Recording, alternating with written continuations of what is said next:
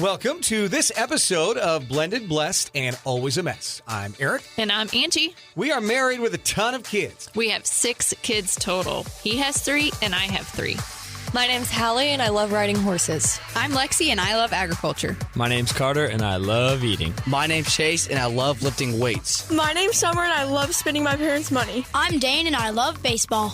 Our show is about our blended, blessed, and always a mess life. And our hope is if you find yourself in the same situation we are in, that by sharing our story, all the fun and all the mess, the challenges we are experiencing, it will give you some inspirations, laughs, and community, knowing you are not alone in this mess. We appreciate you spending time with us. Let's dive in.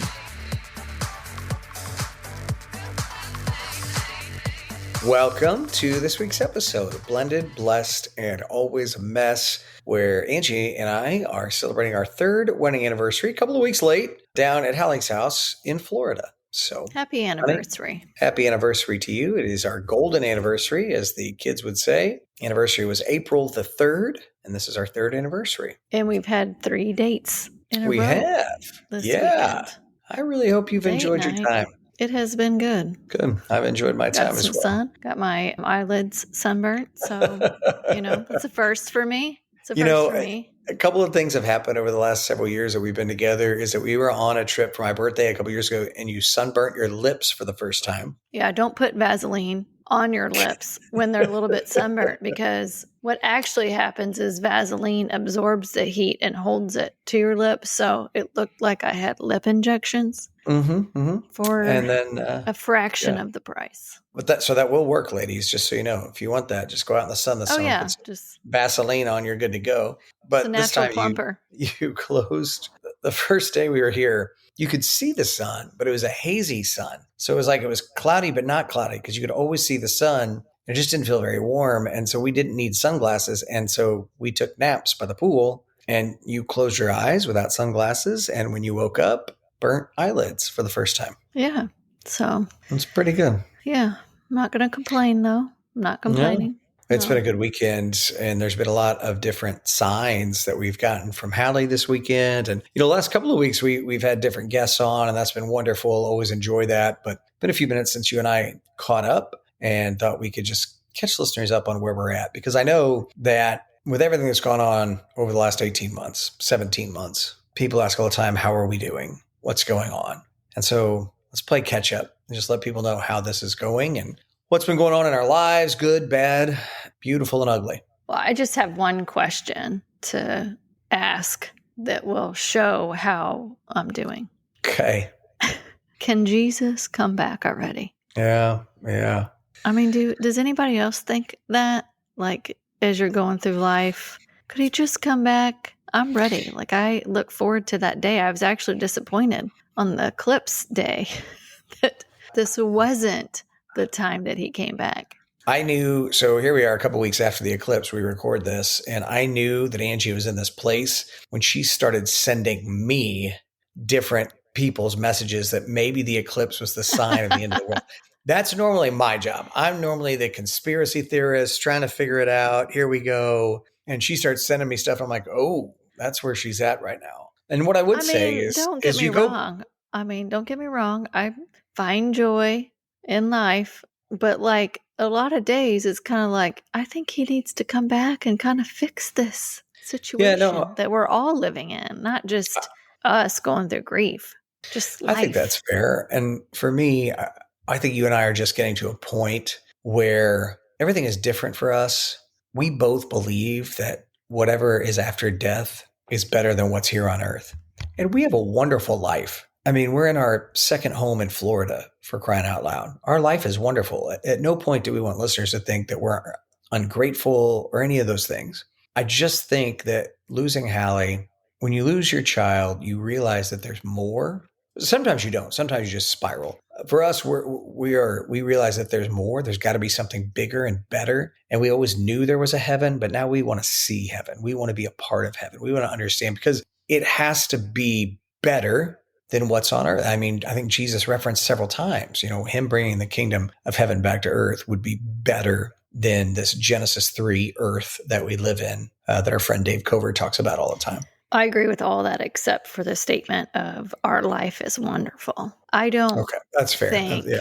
I don't think anybody's life is wonderful. I think that you can paint that picture and you have things that you think if you have it, right, it'll be wonderful or it looks wonderful or all of that. I just don't think any of us are destined for this wonderful life. Yeah, no, I that's think, fair. you know And what I I'm think that, saying? Like, I think no, that you can have things and still not have a wonderful life. I think that's the reality. To your point, what you were saying is yeah, and like, you and I have discussed this weekend. I said to you either this morning or last night, we've both lived in a part where we know that we can travel and we can do all these things, and that's never going to fill.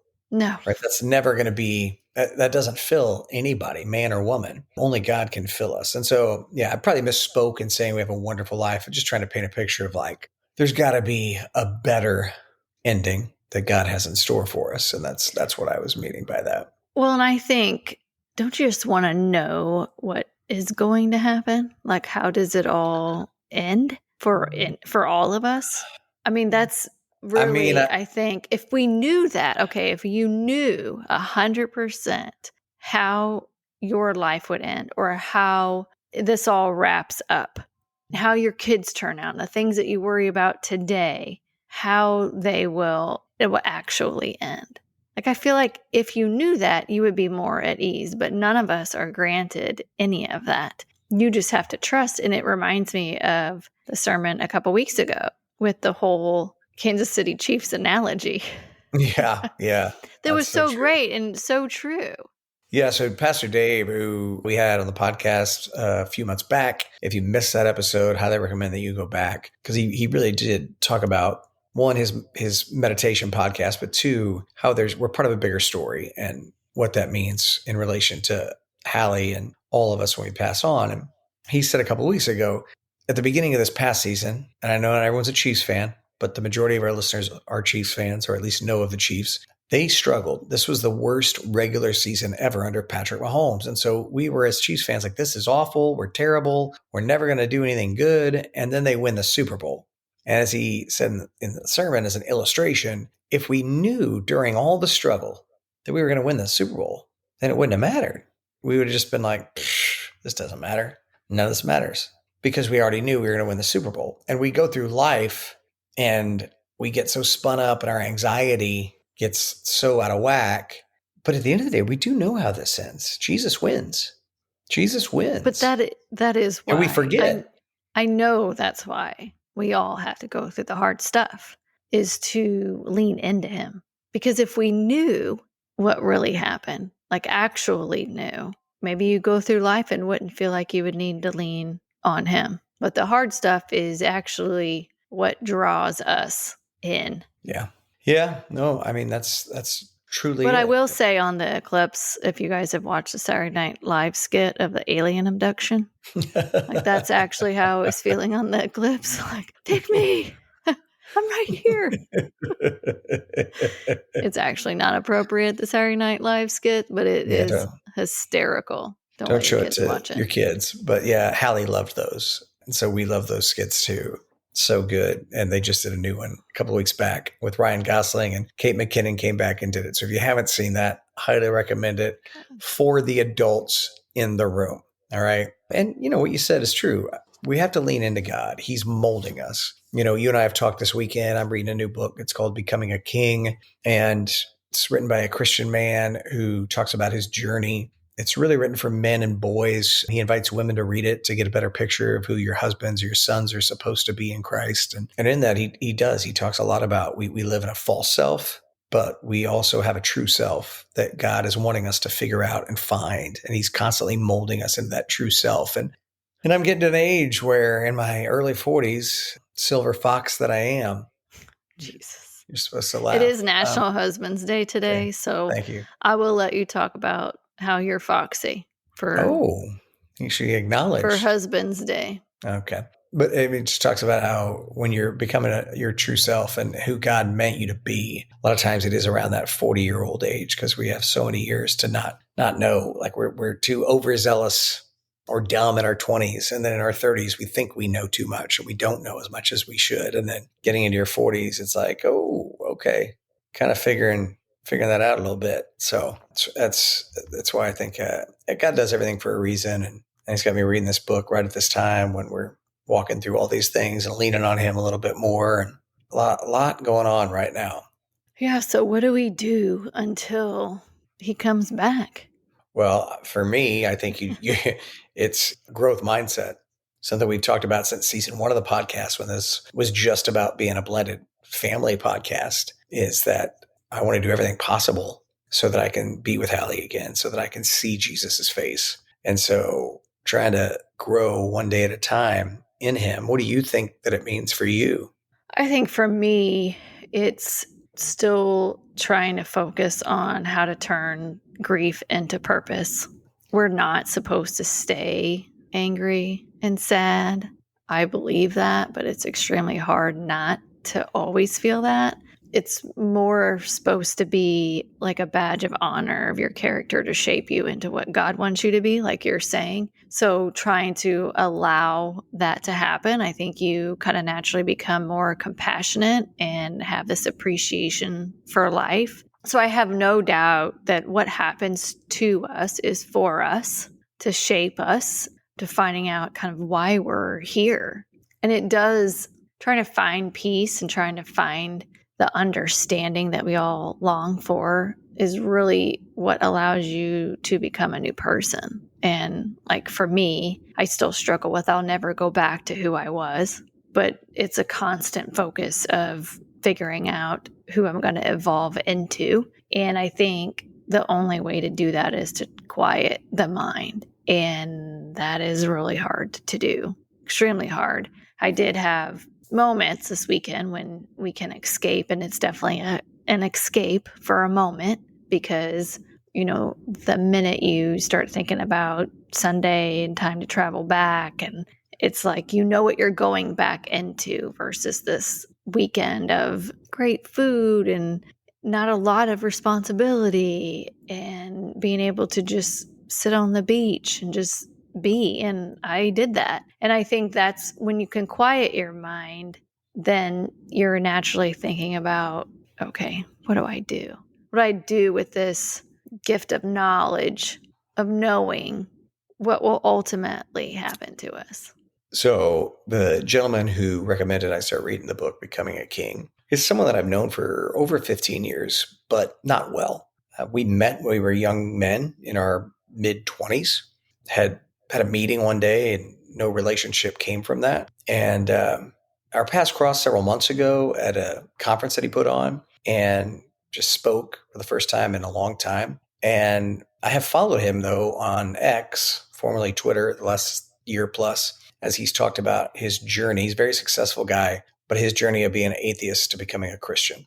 And when we were in Sedona, episode that we did several weeks back, a lady there told me that I would start to be, just people would come into my life at a rapid pace that I couldn't even imagine. And so some of that I took into my own hands, started reaching out to people that I wanted to get to know more. And I reached out to this guy's name's Brent, and we had coffee in the last 2 weeks, and he suggested the book. But what he said to me that I'm pretty sure comes straight from the book based on how I'm reading it is that Jesus, what you just said a few minutes ago, is that we're on this journey to help people. And what he said is Jesus, he actually doesn't ask for us to do a bunch of things, like jump through a bunch of hoops. He just says, follow me, follow me. And what that means, if you translate through Greek and things like this, be an apprentice. And so to be an apprentice means that you're learning to be more like someone. When you went to an apprenticeship, you would go to become a plumber or a blacksmith back in the older days. And so Jesus is saying, follow me, be an apprentice to me. And what that means is I need you to help me heal people. And so when you actually welcome Jesus, God, into your life, your heart, you can start to help heal people. And so for us, with this tragedy that we hate, 2 choices, right? We can turn from God and run in anger, or we can follow him, become apprentices, and heal people. And I think that's the road, the path that we've chosen. And I do think that daily it becomes more apparent for us. And that's what we're trying to do. Yeah, I read something the other day that said, while it's great to impress people by your strength. What truly allows people to connect is through your weakness. And I think when you have struggles, those are your weaknesses, right? And it hit me different because those two things don't necessarily go together in my mind, to be strong, but then also be weak. And, many of us have had, well, everybody's going to have some level of trauma or challenges that they face. And that's really how you gain strength. That's the whole reason why I wrote Feathers Matter, is to acknowledge and showcase how through your hardships, that's actually what makes you stronger. But you gain strength from that, but then that also is an armor that you build up. So it's like, okay, you build up an armor to protect yourself because you've been through a lot of challenging, traumatic things, but yet you're supposed to then in turn show someone your weakness. So how do you let light in and shine through your walls that you've built in order to showcase your weaknesses so others can connect with you? Mm-hmm. Yeah, you shared that with me a couple of days ago, and it's made me smile a little bit because that weakness is starting to be a connection point for us. And if you think back to it, one of the things we always initially talked about was you were always going to be this person that never got remarried, that never let anybody get close because you had all those walls built up. And then I came in with all this vulnerability and sharing weakness, and it like caught you off guard because no one does that. Who does that? And now here we are, and roles are starting to balance out, maybe in a fact of like you are sharing weakness with me that draws me nearer to you. And I think it also, by doing it, you're drawing nearer to other mothers that are going through the same pain. You're healing other people because of you being vulnerable with the weaknesses that are incredibly piercing into your heart, to your soul. And so, yeah, I think it's incredibly powerful. It's another part of God's story. There's no coincidences, right, that brings us together for this tragic part of our lives that I told you on the porch the other night, 3 nights ago. Like, I wouldn't trade this for anything. I just wouldn't. Like, I wouldn't. If God said, okay, I'm going to give you 2.5 years of bliss with Angie, which he did, the greatest years of my life. But now you guys are going to live in pain until you get to heaven again. I'll say, okay, let me do that, because best woman I've ever met in my life, best person I've ever met in my life. And I see how you fight every day for Hallie's memory. I see how you fight every day for other moms that are in pain. I see how you fight to show up for our kids every day. And so, honored to walk this journey of weakness with you. I'm so proud of you every day for that, but I'm proud of you for your growth and showing vulnerability and the weakness that you're going through. It's really powerful, honey. Thanks. It's Graves to Gardens, which is one of the best songs that there is. Another great song. I can so relate to that. For sure. It's actually, okay, it's not on topic or in the podcast notes, but that's actually a great song to kind of run to if you're a runner at the gym. Like when you are out in the trails, if you have that song on, it does a really good job of like having slow parts so that you can jog, but then parts where next thing you're like, God, I'm running really fast. Why am I running so fast? It's because the song picks up and you're just feeling it. So it's something I've realized since the start of the year when I listen to that song. It's a great song. We have had some Hallie signs, as you mentioned earlier. So no surprise. Share those because I think people really love hearing that and gives them hope as well.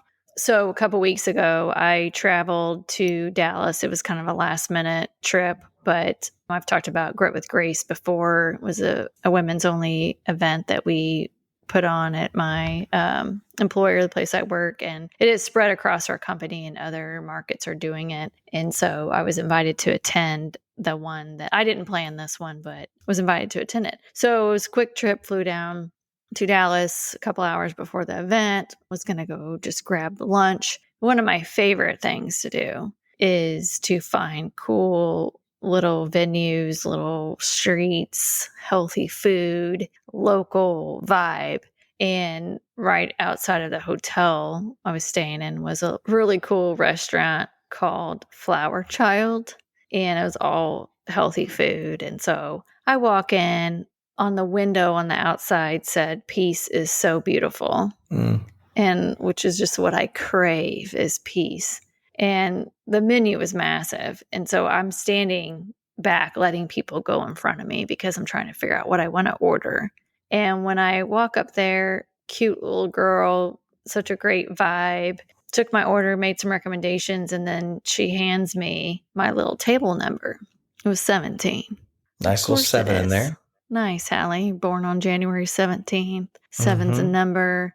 And I'm just like staring at it, just completely caught off guard because I wasn't even like thinking about that. And then as she gives it to me, she gets the next one ready for the person behind me. And it's number 6. So it's not even like they were in order. Like you just think about the odds, right? I replay everything in my mind. Like had I not taken longer time unpacking my bag, or, decide to go to a different place that the concierge recommended, if I would have had my order ready sooner and been the person before that, all the different things that happened, like that level of detail that God pays attention to make sure that I'm reminded that she is still with me. It's crazy. So cool. It's crazy. That's cool. So I smiled and like, hi, Hal, got teary-eyed.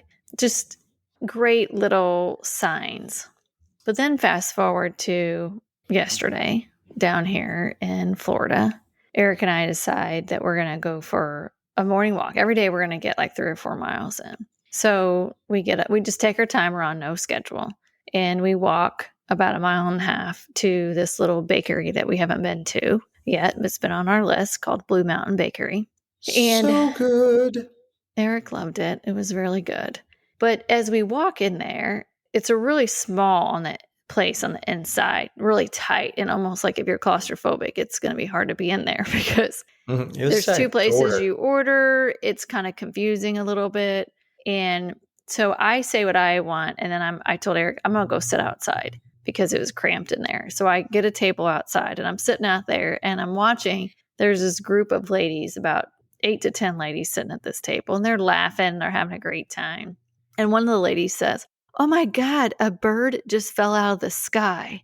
And the rest of the ladies were cracking up like, "Oh my God, whatever." It did not. And she's like, "I swear to God, a bird just fell out of the sky." So one lady stands up and looks and she's like, "Oh my God, there literally is a bird laying there by the dumpster." She's like, "I told you, I am not crazy. A bird fell out of the sky." So I'm like distracted listening to these ladies. And Aric comes out. And in the meantime, a cute little family was sitting down at the picnic table kind of right by us, but I'm not paying any attention to them because of this bird falling out of the sky. And Eric's like, "Angie." And he just like points at this family. And I'm like, "What?" He I goes, look "Did kind you of like hear a what creeper. they said?" I did. Yes. I look like a creeper. But then I go, "Did you hear what they said?" And I didn't. She's like, and they said, "Hallie, what do you want for breakfast?" By So this I'm little like, 2-year-old oh my girl. gosh. I'm like, "Oh my gosh, I have a daughter named Hallie." And the dad said, "Well, we get Haley a lot." I'm like, "Yes, we do too." And so I said, "Well, how do you spell it?" And they said Hallie. And I'm like, I had to just like turn away because She got some tears. I mean, when as you would stuff like expect. that I did happens- too. I did too. when stuff like that happens, though, you're met with so much truth. And I think that's why it's every time it happens, it just catches me off guard because the truth is she's gone and she's never coming back. And that will forever be a memory, right? Like you hear her name and it's instantly, she's never coming back. And then the other truth is there's no way in hell that would have happened without God orchestrating every flippin' detail of our morning. Every detail. So it's like, I know she's near. There's no way. The bird falling out of the sky and this little girl, I mean, hard telling what their routine was like that morning. That they end up sitting right next to us and she asked her what she wanted to eat. She could have asked her what she wanted to eat without even saying her name. Yeah. Right? Yeah. Like, and I wouldn't have heard it either because I wasn't paying attention. You happen to walk out at that same time and hear her name spelled the exact same way. Yeah. So That was much awesome. truth that no one can argue that wasn't orchestrated by God, by Hallie, to just another reminder. Mom, I'm here. I'm here. I'm with you. I was teary-eyed walking back too. I'm just like, gosh, it's the truth that makes you smile, but also breaks your heart. Fast forward to this morning, we went to another new place for breakfast, and they had this it was called Crackings in Grayton Beach, and they have this little outdoor platform where they have artists perform while people are waiting to eat. And they had this great artist. His name was Jared Herzog. I highly recommend you look him up online. He was on season 17 of The Voice. Went and moved to Nashville for a little while after that. He's back home. He grew up here in this area, Santa Rosa Beach, and on 30A, and turns 26 on Monday. This kid was super personable. We visited with him for a little while he was taking a break, and his mom and dad were there for a little while talking to them. Just a sweet family. And he's singing, and I'm just like, I'm captivated by him almost. In that good-looking kid, just super personable, very sweet. You could just tell he had like such a good heart, like a good soul. You know, when you're around people, what their heart looks like. No one can tell me different. And I'm watching him, and he's just full of like joy, and it's this great smile, charismatic, he's social, he's engaging. And I'm just thinking like, why couldn't Hallie have found someone that had such a good heart and soul like that? Like, it would have changed everything. And I know, Aric wants me to share vulnerabilities with him and connect and communicate better and all of those things, because I think all of this stuff in my head. And that's also a private place for me. But the same token, in a partnership, you also have to communicate what you're thinking. And in that moment, I just leaned over and I'm like, man, I wish Hallie would have met someone like this. And I'm no more. What's funny about that is I was thinking that. Like, I was thinking that, and then you said it to me. And then no more than those words come out of my mouth, and he starts singing one of Hallie's favorite artists and favorite song, a Tyler Childers song, Shake the Frost. And that just doesn't happen. Of the millions and millions and millions of songs out there, he immediately sings that one. I looked at Angie and I just said, can you believe this? Like, that's one of Hallie's favorite songs. Immediately after you said, why couldn't she find someone like this? Like, it was just another sign of her being like, I'm okay. I have the best father taking care of her soul. That's what I feel like she's telling us. Mom, I'm with the best person that I could ever be with. And I'm taken care of.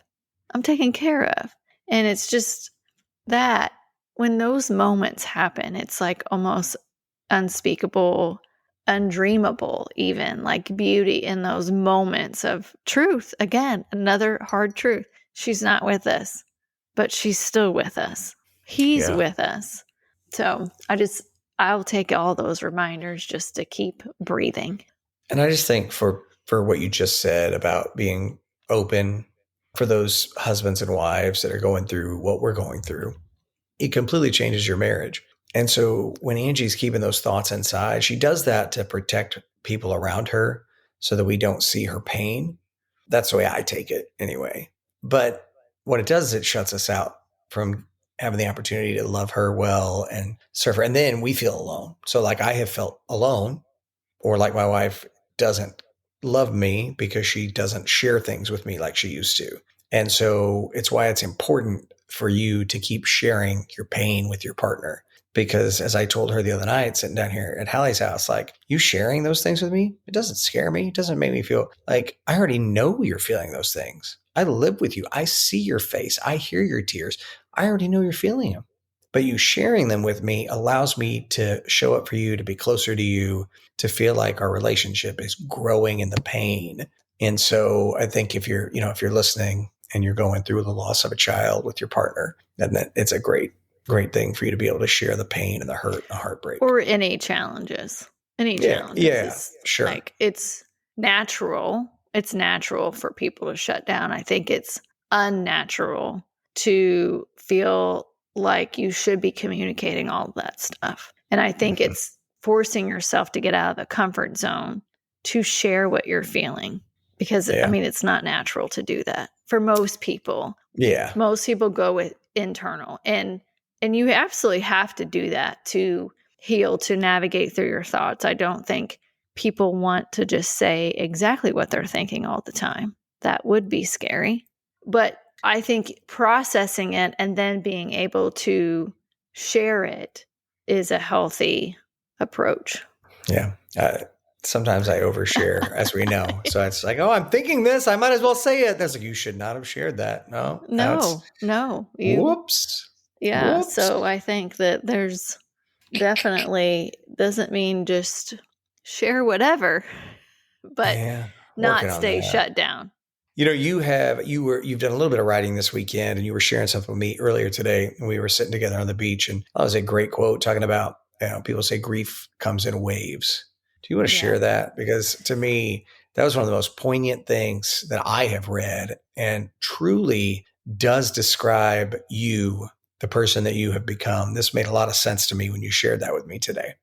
Well, everybody knows the term grief comes in waves, but it's actually that grief is constant. Like grief doesn't go away. It's the reverse. It's joy that comes in waves.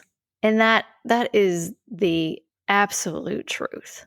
When you're living with a deep grief, it will always be there. It will always be there. Joy comes in the waves. Oh, that was really good. I know when this first happened, somebody shared that with us. For me, like we were riding bikes this morning, and it's beautiful. It's beautiful. There's beautiful trails along 30A. The birds are chirping, the trees, so many magnolia trees that are getting ready to bloom. And in those moments, it's beautiful. And you can feel a little peace and smile because it's like the wind's blowing in your hair and you're riding a bike like you're a little kid again. And even moments of sitting on the beach and watching kids play with their parents and all of that. There's beauty. I see beauty. But what's constant is that forever ache. So that totally resonated with me. I'm sure it resonates with you all too, that especially going through extreme loss, that hurt will always be there. It does make you wonder, when I was riding the bike and you're meeting other people on the trail and everybody's so friendly and so happy. Hi, how are you doing? Good morning. They're smiling. They're riding their bikes. When I see people now, I always think, I wonder what they're going through, because everybody's going through something.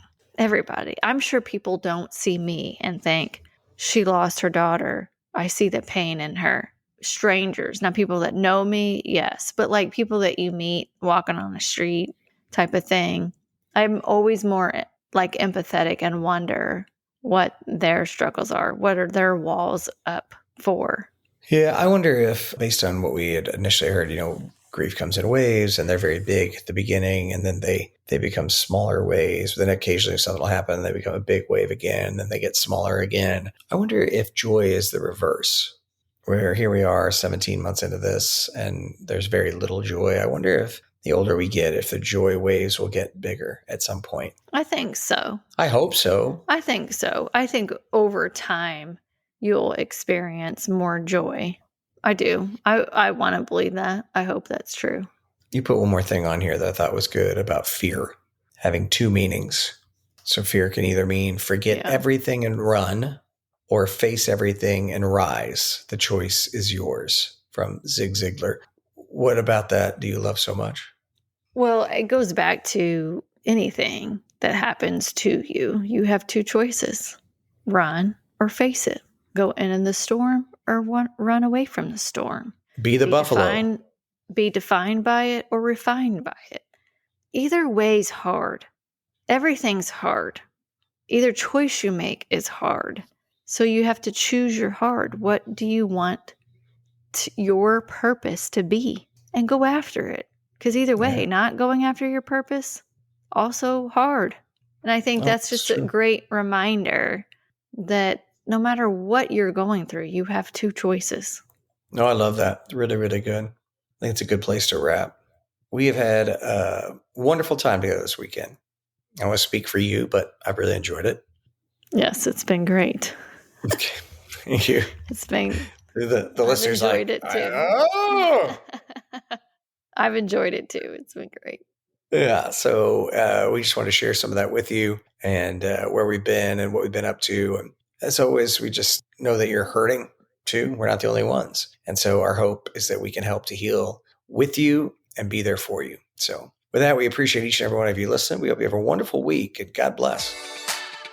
Thank you for listening to Blended Blessed and Always a Mess. Follow us on Facebook, Instagram, and at blendedblessedalwaysamess.com.